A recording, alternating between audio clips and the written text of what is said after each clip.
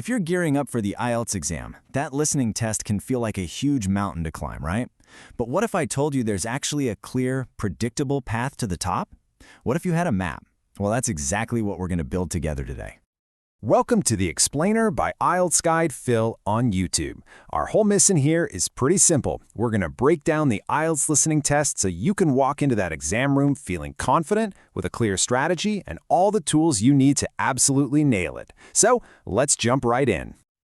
So what is the big deal with the listening test? Why does it freak so many people out?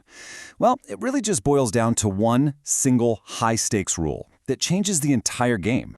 That's right, you only hear it once. There's no rewind button, no second chances. You get one shot to catch all that information.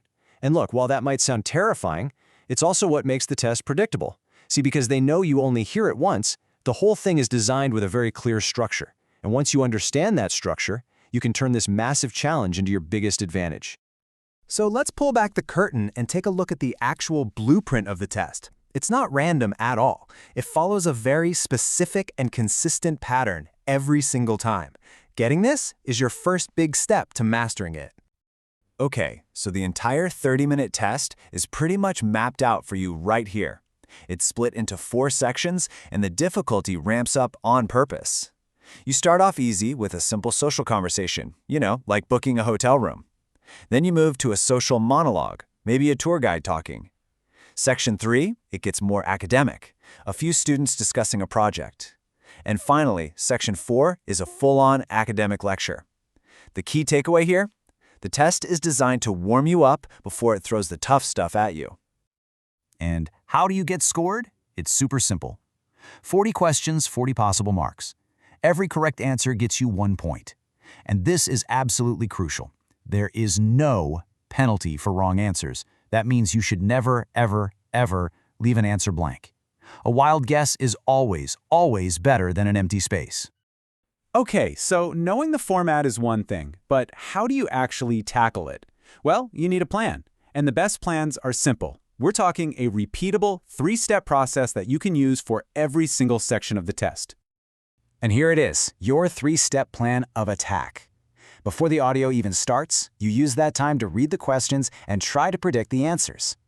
Then, during the recording, your only job is to listen and write. And after, you quickly check your work. Simple, right? But believe me, mastering these 3 little phases is what separates a good score from a great one.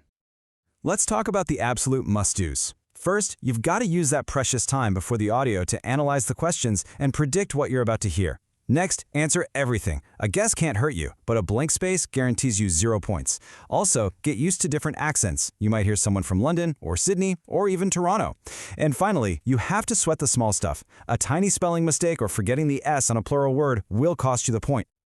Now for the critical don'ts. And listen up, because the single biggest mistake people make is panicking. If you miss an answer, you have to let it go, instantly. If you get stuck on it, you're going to miss the next 2 or 3 questions for sure. Your goal is not to understand every single word they say, it's to find the specific answers you need. Focus on the target, not all the noise around it.